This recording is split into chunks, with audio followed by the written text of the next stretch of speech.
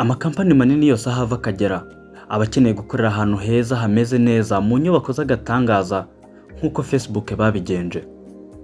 Aha ho si inyubako yo gukoreramo nk'ibiro gusa, munyemerere tuyite isaha y'ikoranabuhanga rigezweho rihuza ibyumba byose by'izi nyubako.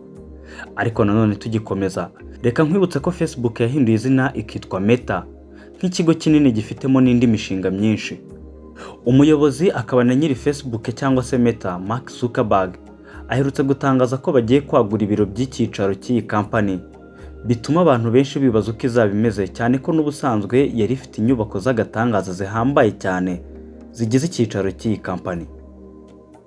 Mbere yuko dukomeza, reka nkwibutse gukora subscribe, like, share na comment kuri iyi channel ya Top 250 no ku biganiro byose dushyiraho. Njye nitwa Joshua Mutuyimana, mbahaye ikaze. Abakozi bakorera kuri iki cyicaro bahita akazina k'akabyiniro ka MPK, ushobora kurambura nka Merino Park, kikaba cyubatse ku buso bwa acre 250 muri San Francisco, ndetse kikaba kigizwe n'inyubako zigera kuri 30 zose hamwe, zikaba zirimo byose abakozi bashobora gukenera mu buzima kugira ngo bakunde batange umusaruro. Ukinjiramo rero ushobora kwikanga ko ugeze mu kajyi gatoya bitewe n'urujya n'uruza rw'abakozi, bose ubona bahuze cyane.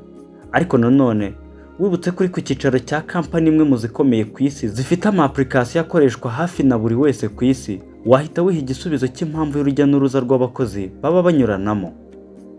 Urebye mu by'ukuri ntabwo iki cyicaro giherereye mu mujyi rwagati, niyo mpamvu hari amabisi menshi azana akanakura abakozi ku kazi, ariko nanone bakagira umwanya uhagije wa parking ku bakozi bahitamo gukoresha imodoka zabo bwite. Akenshi uba usanga bitarenze iminota 10 kuva ku cyicaro ugera mu mujyi aho abakozi bakunze kuba batuye. Ni nayo mpamvu akenshi usanga abakozi bakunda gukoresha utugare duto, abandi ugasanga bakoresha transport rusange. Reka noneho twinjire mu nyubako zigize icyicaro cya Facebook. Mark Zuckerberg abifashijwemo n'umwenjenyeri w'icyamamare Frank Gehry bakoreye hamwe bakora igishushanyo mbonera cy'uko inyubako Meta izakoreramo zigomba kuzaba zimeze. Muri rusange iki cyicaro gikorera ahantu hangana na metero kare 131, ubuso bukoreramo abakozi barenga 28,000, ndetse na boss wabo mukuru Mark Zuckerberg akagira ibiro byihariye hagati muri izi nyubako. Iyo unyujijemo amaso ukareba ibikoresho biri muri izi biro, ameza n'intebe zo mu bwoko bwa Andirondake, ibyumba by'inama bifite inkuta z'ibirahure nk'uko nabikubwiye, akabyiniro kazo kakaba MPK 20. Izi nyubako zubatse mu buryo imwe ihuzwa n'indi hifashishijwe ikoranabuhanga rigezweho, bikajyana n'icyo buri imwe ikorerwamo. Bagendera ku itegeko ry'uko ziba zifite amadirishya n'inzugi nini zikozwe mu birahure byemerera abakozi gukora bareba no hanze kugira ngo batarambirwa mu kazi. Yego nibyo, ibi bituma abakozi bakora muri kondisiyo nziza kandi bishimye, ariko nanone bukaba uburyo bwiza ababosi bakoresha kugira ngo abakozi bamare amasaha menshi mu kazi nta kurambirwa. Uramutse urebye iki cyicaro ukoresheje kamera yo hejuru, ubona ko hari agace kameze nka parike, kandi nibyo. Facebook cyangwa Meta, udushya ni ikintu bamenyereweho cyane, niyo mpamvu bafashe ubutaka bungana na acre 12.6 buri hagati y'inyubako zigize icyicaro cyayo, maze bakahashyira parike y'agatangaza ifite ibiti birenga 150 by'amoko atandukanye, birimo ibiti amagana menshi by'indabo, inzira cyangwa agahanda kabinyuramo hagati kangana na 1/2 cya mayiro yose, inyoni z'amoko menshi, ndetse n'umwanya wahariwe ibihangano by'ubugeni. Ikintu gihari gituma abakozi badashobora kurambirwa ni imyanya usanga yarahariwe imyitozo ngororamubiri itandukanye, bijyanye n'akazi gasaba abakozi bahakorera gukoresha ubwonko cyane. Ahantu nk'aha harabafasha na stress ikagabanyuka. Hari imihanda kandi usanga iba yarahariwe abakozi bikundira siporo yo kwiruka. Ibijyanye no kuba bafite internet yiruka cyane byo ntiwabigarukaho ni ihame. Mbega igihari cyo nuko ibintu byose biba bihari bishobora gutuma abakozi batekereza neza, cyane ko kampani nk'izi zitungwa n'ibitekerezo by'abantu batandukanye ndetse no guhanga udushya. Imibereho myiza y'abakozi ni ikintu Mark Zuckerberg yitaho cyane, dore ko rimwe na rimwe ajya afata akanya kihariye akaganira nabo cyane. Iki gice rero cyahariwe kuruhukiramo abakozi twagarukagaho, iyo witegereje neza usanga kirenze kuba ahantu ho kwidagadurira gusa, ahubwo no hari imashini zirinzwe kuringaniza ubushyuhe, kubera ko hakorera abantu benshi cyane. Ubushyuhe bushobora kuba imbogamizi ku bakozi. Rero imashini n'ibiti biri muri iki gice bifatanyiriza hamwe kuzana akayaga muri izi nyubako. Ikindi kintu twavuga ni uko ku cyicaro cya Facebook inyubako hafi ya zose ziba zifite amapano soreye hejuru, yose hamwe ashobora gutanga kilowate zingana na miliyoni 2 z'umuriro uturutse ku mirasire y'izuba buri mwaka.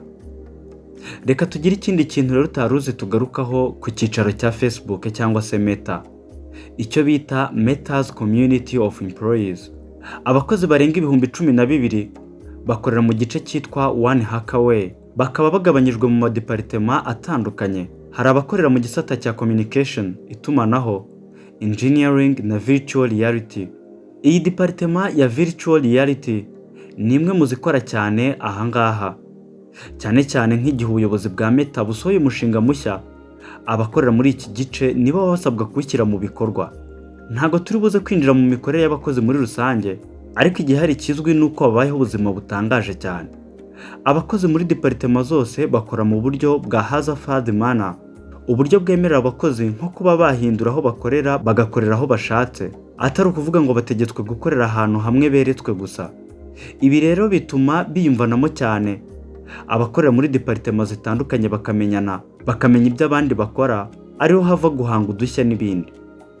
Umwe mu musaruro wavuye muri ubu buryo ni Meadows Hackathon.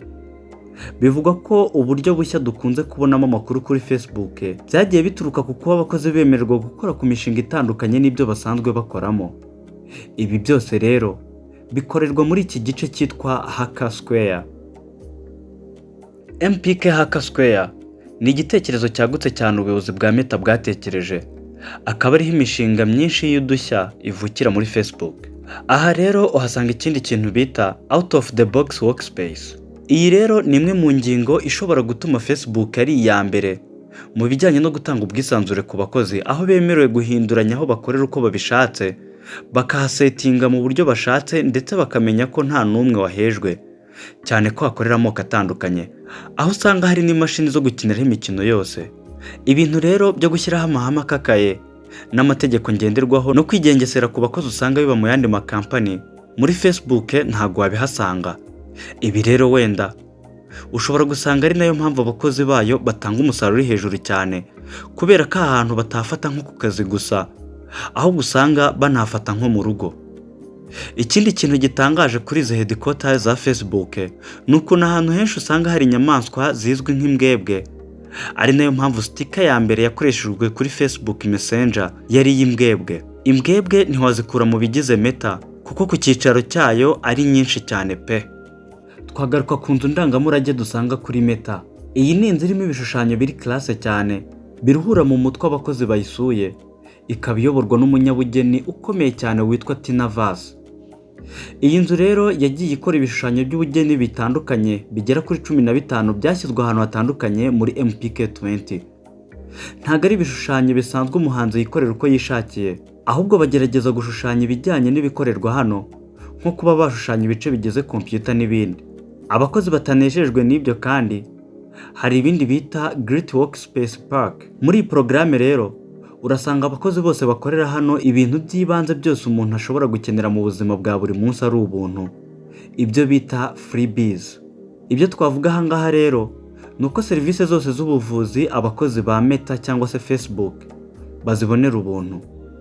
Ibindi twagarutseho mbere nk'imashini zo gukiniraho game n'urusimbi usanga bihenze ahandi, abakozi baha babibonera ubuntu.